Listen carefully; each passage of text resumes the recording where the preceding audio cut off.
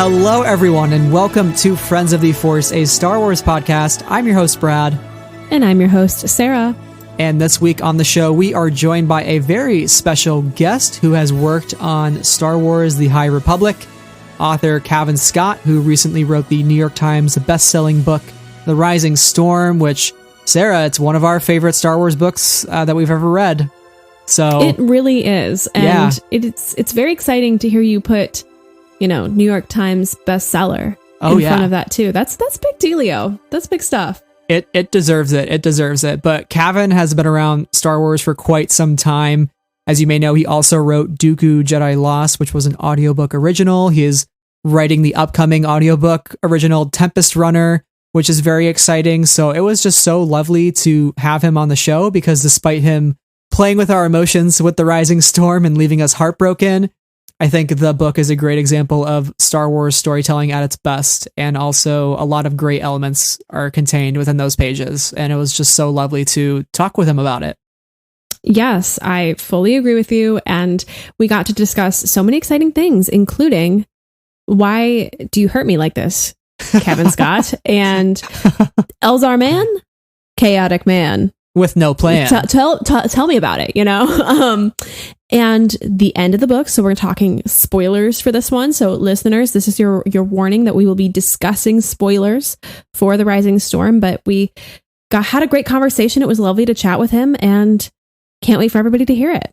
Yeah, it was actually one of the first times he's gotten to talk explicitly about spoilers for this one. So it's actually, it's a really good time. So I would definitely stick through all of it if you can. So very, very exciting. I don't think we can say much more, Sarah. So without further ado, let's turn it over to our interview with author Cavan Scott. So what I told you was true, from a certain point of view. A certain point of view? Luke, you're going to find that many of the truths we cling to depend greatly on our own point of view. So we are so excited to welcome author Cavan Scott to Friends of the Forest. First time here, Cavan. Thank you so much for joining us. It's good to be here. Thanks for inviting me. Yeah, absolutely. We have been foaming at the mouth over Rising Storm for the last couple months. It was definitely a wild ride, but I want to ask you, just to start, congrats on the book success, New York Times bestseller list. How do you feel now that it's been a month since the book's release and just seeing all sorts of different reactions online? Well, I think I've been outed as a Sith. That's everyone's main reaction. It's been incredible. I mean, obviously any book is a long time coming. And then once it's out, it is literally out of your hands, and it all depends how it's going to land with the readers. And I don't think I could have asked for a better response. It had to do a very particular job, The Rising Storm. And there were things that were always going to strike people as unexpected, and that were going to take the High Republic in a different direction. So it's a relief, I think, that those seem to have landed universally. Because we've said before, and I've said before, that sort of first wave of books were like the pre-title sequence of the High Republic. They were setting the scene, and what Charles had to do in the first novel, I think it was no mean feat. And then obviously we were building on that in our various other projects as well. But yeah, with The Rising Storm, we sort of start seeing the High Republic on its trajectory that we always knew it was going to take. So there was a lot riding on it. So we're very happy at the minute. I have to say, Rising Storm puts it on the trajectory it's always going to take. That's not ominous at all. I know. Well, it's funny because obviously you look back, and when we announced, there was lots of people going, well, there's going to be no war in this part of Star Wars because obviously it's a time of peace and justice. And I'm sitting there going, that's not how stories work, because there needs to be something happening, and we can't just have Jedi being happy 24/7 and sort of making plants grow. Well, they do. Plants do grow, and even that's bad. And so we always knew that there's definitely going to be a war in the High Republic, and it was definitely going to be a conflict, which is why the High Republic is set at that particular point, because of the Jedi they're very successful peacekeepers. They've done their job incredibly well for hundreds of years, and they're ready for a challenge. And boy, are they about to get one. I was just saying, they're like, yeah, bring it on. And the galaxy is like, okay. yeah. It's the ultimate. I mean, you know, the Jedi flex quite a lot at the beginning of the High Republic. And then I think they realize what that means when the galaxy flexes back at them. And so, yeah, it's not what any of them expected, I think.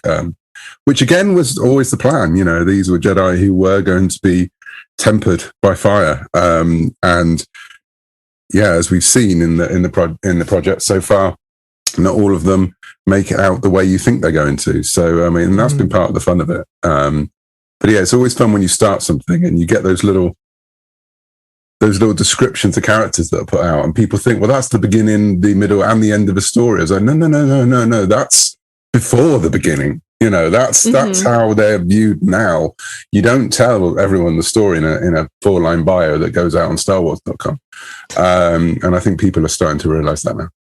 Now that we know the titles for Wave 3, which will close out Phase 1, we can finally say your book, The Rising Storm, is the true darker middle chapter of Phase 1. We were kind of wondering, you know, is it going to be 3? Did you know that going into this novel, to know that you could lean into that kind of quintessential Star Wars trope a little bit, how that middle book really is some of the darkest, lowest moments for many of our characters? And how did that kind of influence your approach, if so, to writing this? Yeah, I definitely knew. I mean, everything here has been planned out. So we know what each book, or each comic, each issue of a comic, what the job it has to do. That doesn't mean that we haven't left space for us to be surprised. And there are certain elements in the High Republic, in the Rising Storm, that did surprise me when writing it. But yeah, I mean, I definitely knew the tone that the Rising Storm was going to take. And I definitely knew what it needed to do.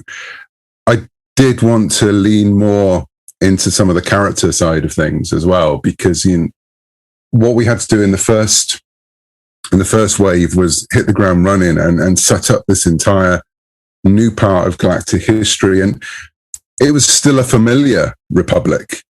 And I don't think there's anything that's massively surprising or contradictory to what we've seen before. But at the same time, you had to make sure that everyone knew where the building blocks all were so we could start knocking them down. And so I think in that early wave, we were introducing all these characters and there was a lot of world building going on. And so with the Rising Storm and with Justina's book and with some of the stuff we've got coming in the comics, we can start really drilling into the characters and what this all means to them now. So that was definitely part of the plan for the Rising Storm, that the beginning would have a slower setup, to say something in Light of the Jedi, which starts with a bang, quite literally. The whole point with the Rising Storm is that we take a breath. The galaxy has taken a breath. They think they know what's happening. They think they know what's coming. And so you get to know some of those characters, and also introduce some of the characters that I knew I had to introduce in the book as well. Because let's face it, we already got a big cast, and I had the job of introducing a couple more as well. So yeah, we needed to take that breather at the beginning of the book. And then, once the Nile hit the fan, it doesn't stop. So yeah, there was, like with Empire follows a very strange situation in a way where everything's turned upside down and the characters are all separated off, and what you thought was going to be the band of characters are sent on their own paths. And that was definitely kind of the thing we were trying to do with the Rising Storm. So kind of speaking to the planning of it all and how you're setting out the framework for the High Republic stories, how did you go about crafting this sort of story? And is there a different collaboration between the authors and the creatives at Lucasfilm when it comes to doing like the main event for the wave versus I don't want to say side story because they're all main stories for each of these characters, but like a smaller story within that sort of time frame? Not really. I mean, we treat them all pretty much equally. And because as I said, each story has breadcrumbs. It's designed to drop, and it has reactions to other parts of the initiative. they are all pretty much planned along the same routes. And so we do share everything at every stage of the writing, whether that's the planning or the drafting. And so, especially the Writing Storm, because Daniel was writing Crash Point Tower around the same time. In fact, he started writing it before I'd started write The Rising Storm. So we had to do a lot of work to make sure that everything linked up, because more so than any of the books so far, those two books are linked. And literally, Crash Point Tower takes place within The Rising Storm, and the parts of Rising Storm go likewise to Crash Point Tower. So yeah, we were doing a lot more closer work than we have on other things. But yeah, definitely, when we plot this out, everything is bullet pointed. We know exactly what the story has to do, where it has to end.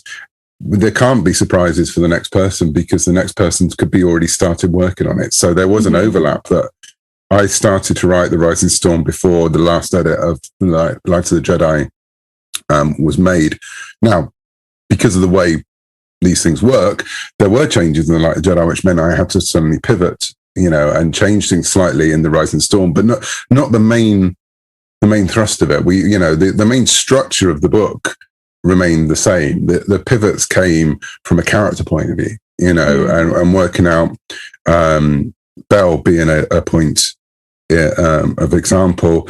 We were still working out when I started and Charles was finishing at what point Belle was in his journey, and whether he had become a knight or whether he was staying a Padawan, and why he would, and was that his choice or was it the Order's choice? So in those early chapters with Belle, there were numerous versions before I even submitted, as we worked out, that almost live. But that's, a fun part of doing this, because usually you don't have that much collaboration between the authors, and there is.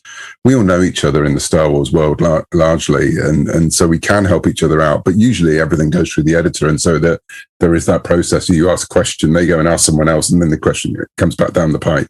But when we were working on this, the five of us can literally just jump on the phone, or we've got a group that we regularly talk on every day, whether that's High Republic or just talking about whatever nonsense we're watching on telly at the time. But we could jump on and say, look, I'm doing this, what does that mean for you? Or a note's just come through from Story Group on this book, how does that impact yours? And so, there was a lot of that going back and forth. The Rising Storm paints a much larger picture of, I think, the political spectrum in the High Republic, because the Light of the Jedi really lays the groundwork of what Lina Soh's plan is. And here we get Tia Toon, who's kind of on the opposite side of that spectrum, and introduces more of a gray area when it comes to what policy should look like. Do you feel like that political squabbling and that societal division felt like a natural path for this era from where we started out? And I think that's continued even with Justina's book, Out of the Shadows. And it's kind of ironic considering Soh's whole idea is the spirit of unity. And here we are, almost anything but unity in many ways. Well, it actually a lot of that came from me and Justina talking, because there was a bit of debate about our Celestian senator, because some people in the wider group, and also, within the group, the High Republic writers, were wondering whether we should have that character.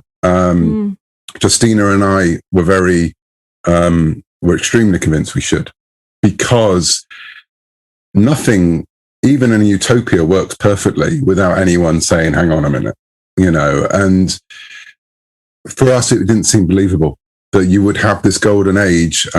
We talk a lot about the High Republic being our Camelot. And with that, we mean both the Arthurian Camelot, which obviously as a Brit, I'm quite invested in, and the Americanum Camelot of the 1960s as well.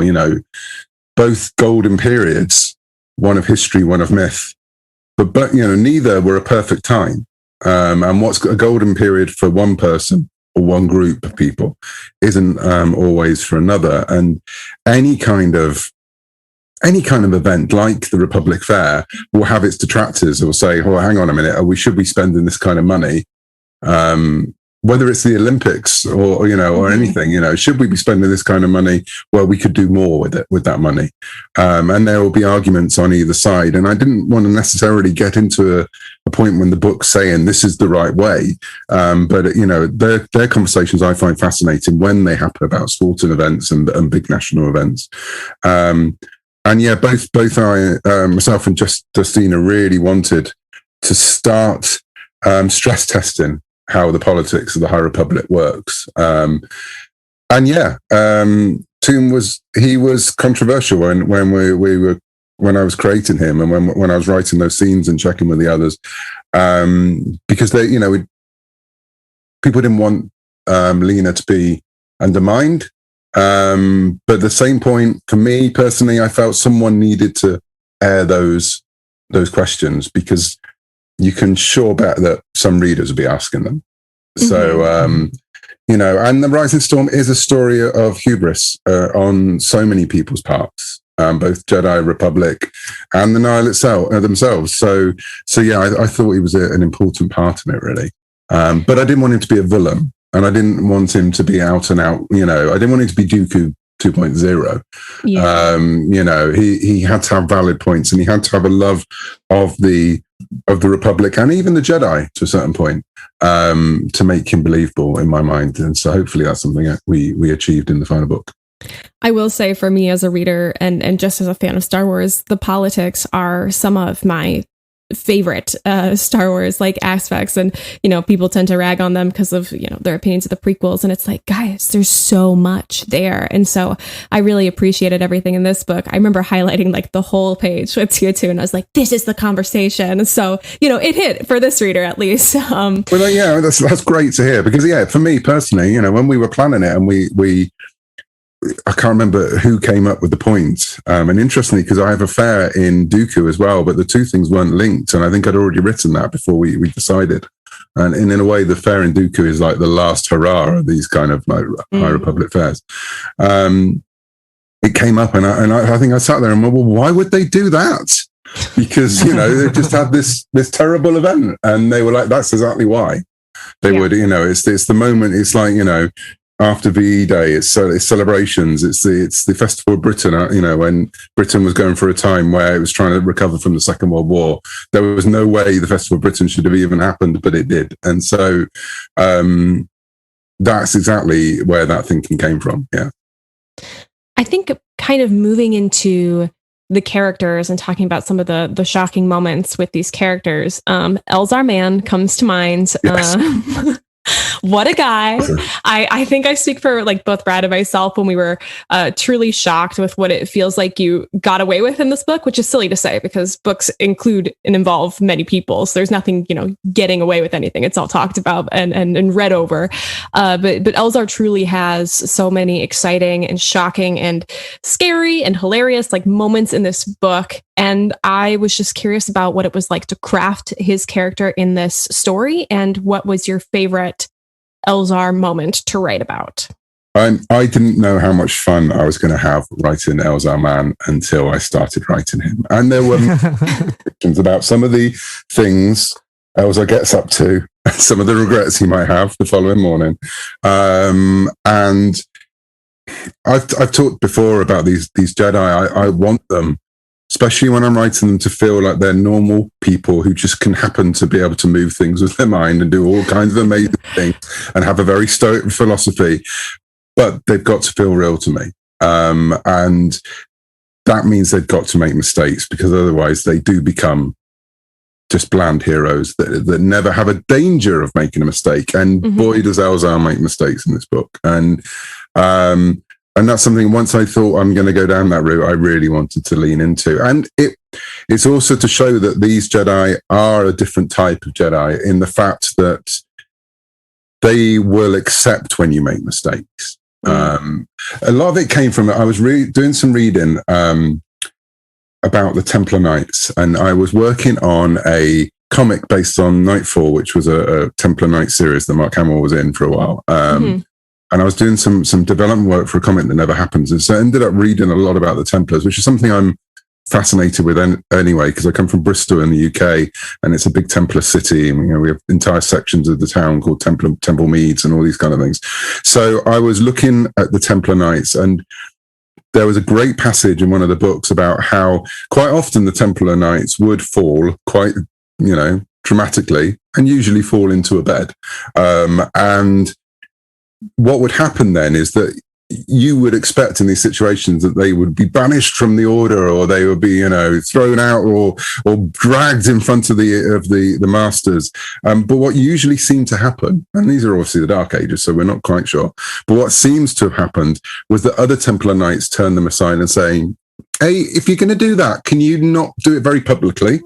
So no one else gets the same idea, or literally be taken aside and say, are you sure this is the thing you want to be doing, because it's going to have consequences to you and the order.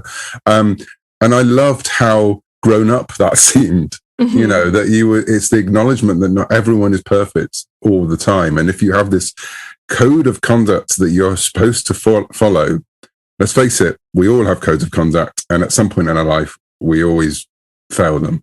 And it's how you deal with that afterwards. And so with Elzar, I saw an opportunity to have that story, especially when I knew I was bringing Stellan into it, and what kind of Jedi Stellan is, Stellan Gios. And I think you asked about what my favorite thing about writing Elzar is.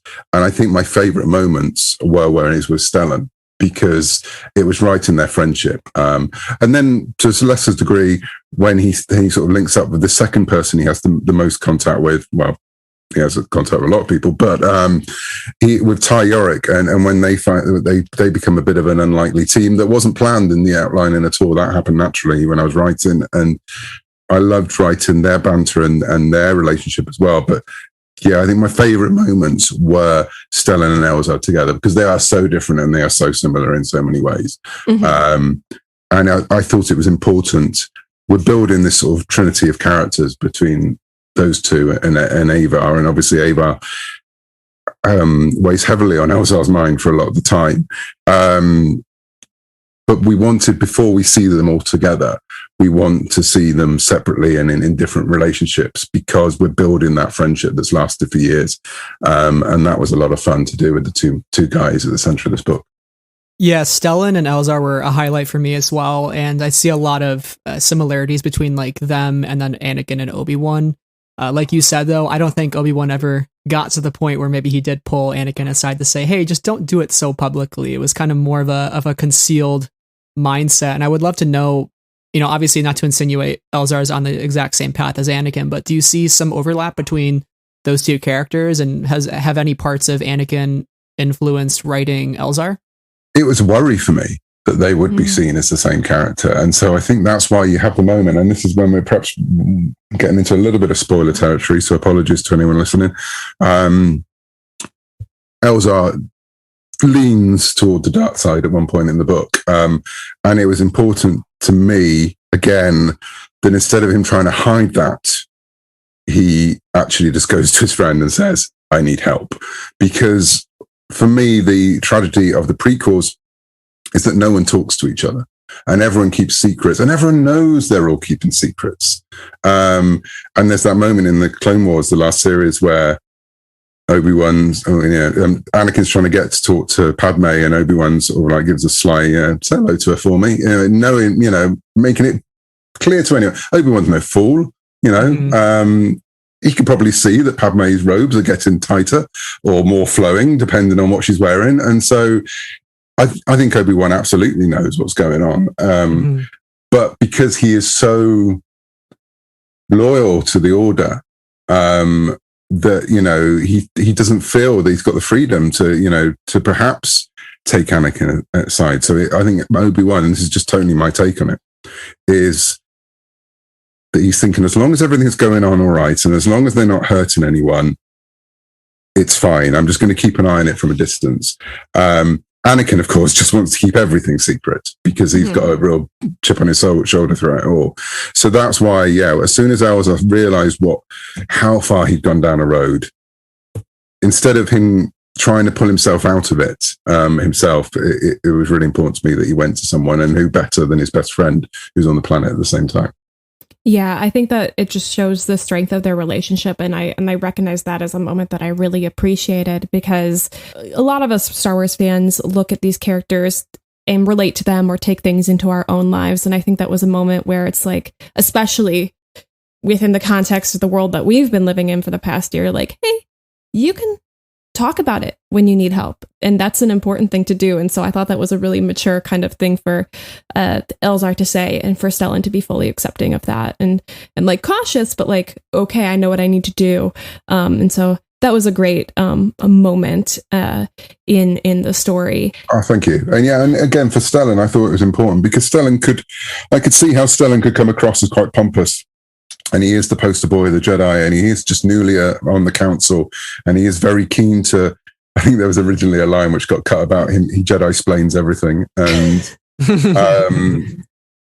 it actually it's something I remember from my days of writing Doctor Who. There was a one of the actors who played Doctor John Pertwee had quite a pompous character, and. Well, his doctor did. I'm not sure if he did, but his doctor did. And he would say in a script, where's the moment of charm? Where's the moment that you realize that, the doctor isn't a git? He's, he is like an uncle figure.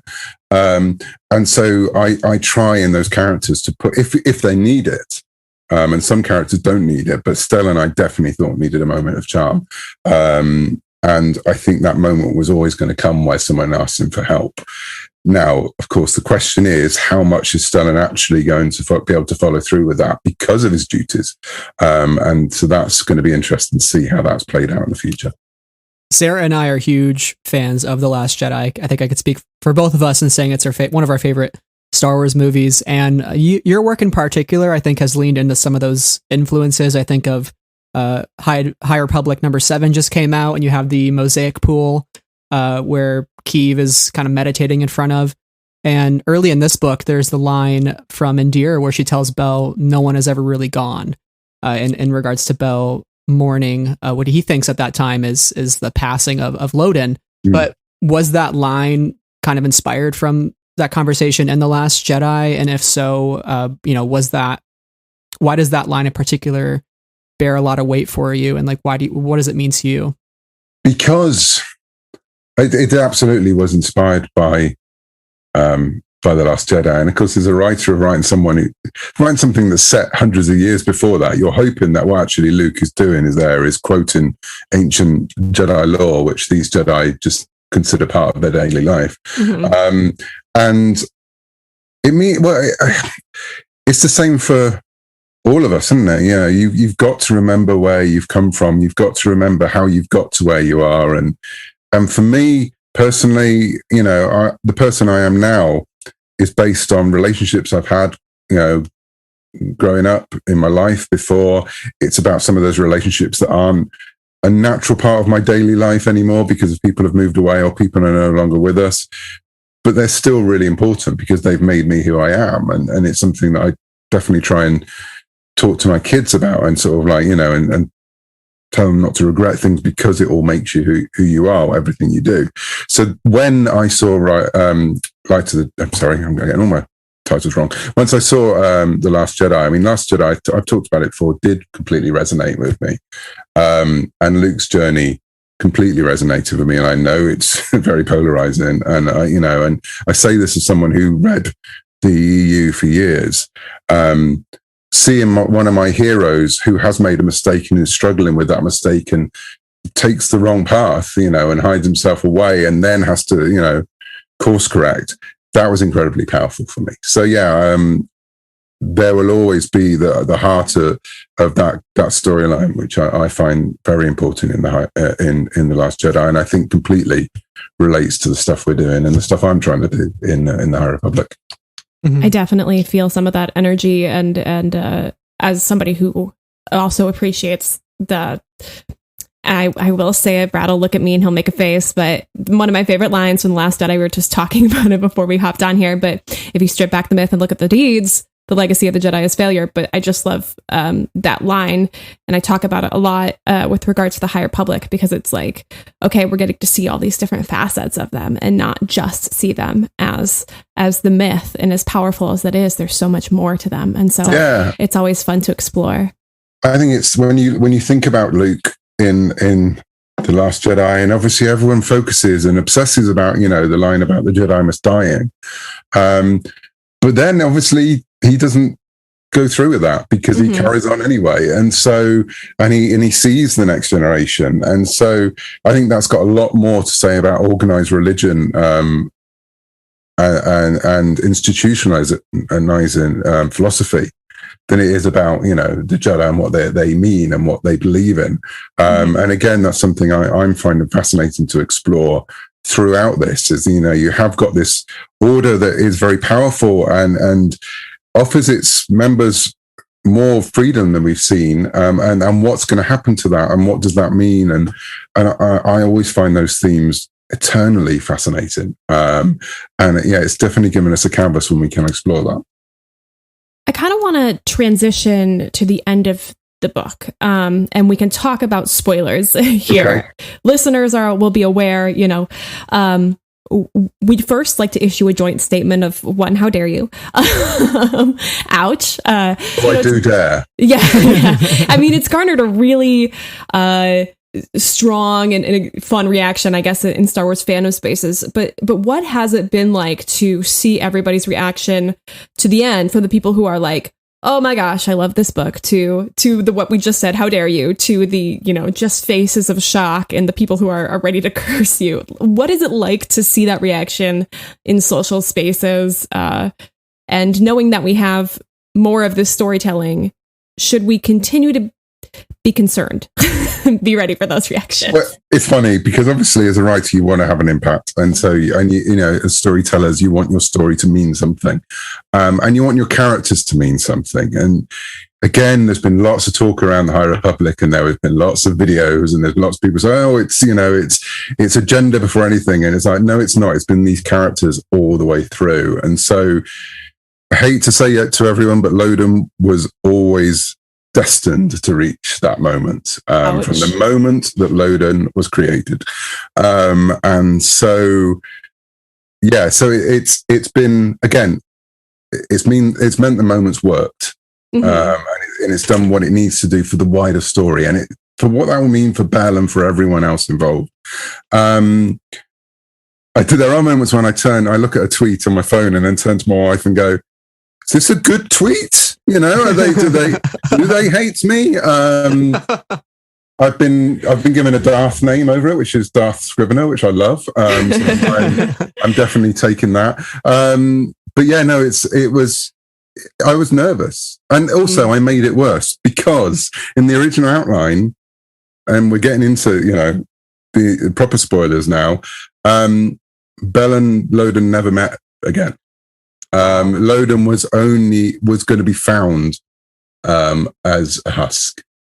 And when I was writing it, I thought, well, I can't do that to Belle and not have that moment. And actually, it's going to make the impact so much greater if they do have that moment of connection. And it is an act of kindness. Trust me, because Belle will always have the moment where he got his master back, and Loden's saber flew back into his hand, and and all those moments. I actually thought when I was writing it, it's too cruel for him to get that far and then not have any memories at all of that last moment. Whether that's right or not, I don't know. But that was my thinking. That was my justification for it, because yes, it made the tragedy, what happens to Loden, all the more painful. But I think moving forward, Belle will have it, because no one's ever really gone. He knew that right to the end, Loden was still fighting. If Belle had just found a body, he would have no idea what's going on. So he knew that his master was still the Loden he knew, even after all those terrible things that happened to him for the best part of a year. And physically, he's not the man he was, or the Twi'lek he was. But yeah, for me, I think they needed that moment. But I know that also that hope is given and then 3 pages later snapped away. Yeah. Yes, which is particularly cruel. I would have it's like it's brilliant, but also I'm not sure I can ever forgive you. And I mean that in No, I the know. kindest way. The I know kindest way Cav knows what he's possible. done. Cav does know what he's done. And I think that's going to haunt me now for the rest of my life. But it's so weird to even be talking about this publicly, because obviously this has been a secret that, I mean, I knew, obviously we all knew this when we sat long before the pandemic, well, not that long before the pandemic, a week or two, in LA and announced the High Republic, in that event. We all knew, what was going to happen. So, even when we were talking about these books and Charles was talking about Loden and we were all praying that Loden actually landed in the first book, and that, and everyone liked him, because if they didn't, well, that would have worked out very differently. It's that weird moment, that, as a writer, where the story's going. And I obviously know where a lot of the characters in the High Republic, where they end up at the end of phase 3. But it's so weird to actually talk about it. And also because it's the end of a book, so you never really talk about the end of the book unless you're in a spoiler interview, which this is. That's great. But yeah, it's a strange release to be able to talk about it. Yeah, I haven't thought about that perspective of giving him at least the memory of Loden versus nothing. And I think of the end of the Revenge of the Sith novelization, where it's like, one lone candle can be enough to push back the darkness, just one, right? So it kind of gives it gives Bell that one flame that maybe isn't quite extinguished just yet. It's like it's still burning even a little bit. For me, there was a moment when Bell and Loden could look into each other's eyes and know each other again, and I thought that was important. And then you drop the hammer. Yeah, you're a lean, mean writing machine. You have so much that you're doing. You're writing The Monster at Temple Peak coming up. You're doing the Tempest Runner audiobook, which the cast just got announced for, which is very, very exciting. So what can fans of the High Republic expect with these next 2 stories, and what sort of flavor can they add to this era that's already so rich?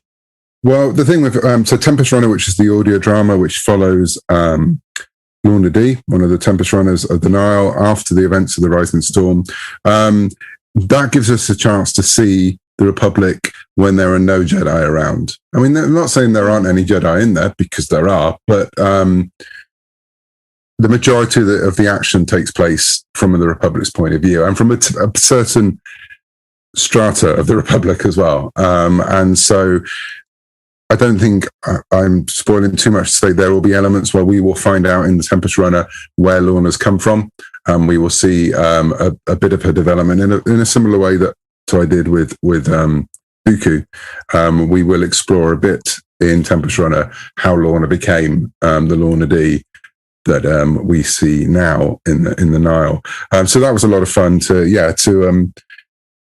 explore that side of the Republic. I mean, there are some familiar faces or voices. Well, they're not. That's a really weird thing to say, because you never heard them before. But yeah, if you listen to the audio books, you probably heard some of the performances. You get to meet some of the Jedi along the way. But again, they're very much from the point of view of the normal people of the Republic, and you see these in some cases hulking, one-armed green Jedi walk into a room. And then for Monster at Temple Peak, again, when I was starting to write Rising Storm, I didn't quite know if we were going to be able to tell the story of Ty so soon, but the opportunity arose, and so we grabbed it. And so that is the series takes place before the Rising Storm, so you get a little bit more about Ty's background. You get to see, there's a bit in the Rising Storm where she talks about she used to use stones to sort of make her decisions, because she didn't want to have to make decisions by herself. And so you see that process, and you see how that works. You see her droids, who we mentioned. And so, yeah, it's a little bit more explanation. And yes, you do see when Ty was once a Jedi. Okay, that's very, very exciting. I'm thrilled for both of these. And just as a final question, we just want to ask, what is it meant to write this book and to work within this sandbox of the High Republic, and spending much of your time in this world? Well, 30 years ago to this year, To the Empire came out, and I remember going in just before that. I'd gone into a comic shop and seen Dark Empire, and you know, I've said before, comics were my way into Star Wars, and so I was really excited that once again there were Star Wars comics after the Marvel series had finished, with Dark Horse now doing these comics, and I didn't know that, you know, literally within a month, I think I'd walk into a bookshop and see a Star Wars novel. So snapped it up, loved it, still have my copy to this day, very well thumbed. And so it's massively important that, you know, 30 years on the anniversary of that book, that we're here doing this, and starting another new era within Star Wars publishing. And the fact that, yeah, I get to write one of the sort of the tentpole novels in this first wave was really important to me, because I remember what it was like to take that book home and open it up, and granted, see familiar characters that I knew very well from the movies, but to see the world opening up on the page in ways that I wouldn't expect. And hopefully that's what we're doing as well through the High Republic. So yeah, I've done a lot of Star Wars in the last few years. And I will always be, you know, there's things like the first series I did, The Adventures in Wild Space, the kids stuff I've done with Star Wars Adventures, they're all important to me for so many different ways, especially because they're to do with kids, and around the time my kids were getting into Star Wars and all that kind of thing. But this initiative, I think, is the thing that, you know, it's given me the chance to give back to the galaxy that has given me so many adventures over the years, and hopefully make a difference in sort of the way that storytelling goes on from now on. So yeah, it's massively important to me. Yeah, well, Star Wars publishing for us has always been our favorite. It's kind of our bread and butter here, and we're so excited for what's going to come next. I know once we find out whatever you're writing next after these upcoming projects, we'll be scared. You know, we're not going to be ready for nice things as well. I mean, there are lovely moments in this book. for sure. They've got the Life Day Treasury coming out next month. Yes, so there are moments of calm and peace and goodwill. I mean, there's also moments that will rob you of your soul, but you know. All Christmas stories need, you know, a ghost story or somewhere along the way. But you know, hopefully, again, they come from some really. I can't believe I just came out with that. No one's soul is going to be robbed by the Life Day Treasury. But yeah, I mean that gives me a chance to do the other side of Star Wars that I love, which is the feel good and the joy and everything that a Christmas book should bring, with a few scares along the way. And also I'm writing it with my best mate, so you know, you can't beat that. So yeah, not everything I do should terrify you to the core of your being. Yes. Just about 82% of it. All right. I'll write that down. Yeah, we still love the 18%, and this book definitely had that as much as it had moments of darkness as well. So, you know, we appreciate your voice and your style in the Star Wars publishing realm, and we're just so excited for what's next. So for all of our listeners, where would you like them to follow you online? And also, do you have anything outside of Star Wars you'd like to briefly mention that's coming up? Sure. So you can find me on my website, which is cavanscott.com. And I'm on Twitter and Instagram. I'm at Cavan Scott on Twitter. I'm not on Twitter far too much. And I'm Cavan Scott Writer on Instagram, so follow me there. Away from Star Wars, well, there's my I have a creator-owned comics, Revolt Comic, with Shadow Service, which is it's like the other parts of my brain. It's it's horror, it's witches, it's secret agents, it's monsters, and so it's a real sort of passion project for me.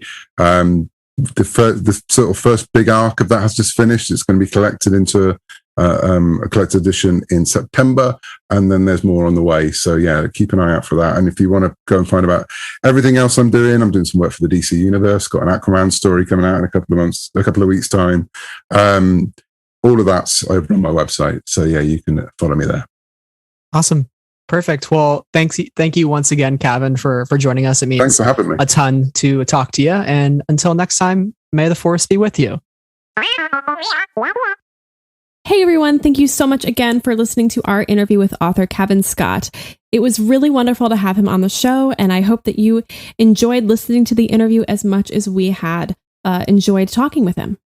Yeah, it was so much fun. His first time here on Friends of the Force, and it was just such a pleasure to get all of his brilliant insight into the Rising Storm. And also anything that he writes is just an absolute banger. So gonna see whatever's next. I'm ready for it. And outside of the High Republic, we know we've got Life Day Treasury coming up. So some holiday stories, maybe with a little spooky twist. Looking forward to that. So all good things ahead. And I have no idea how he releases so much writing. Good for him.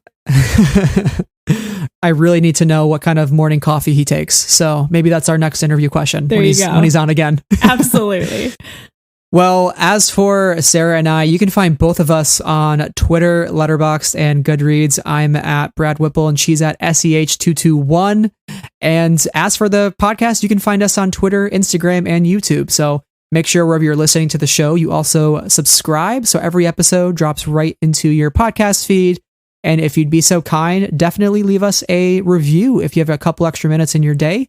Helps other people find the show and join the Star Wars discussion.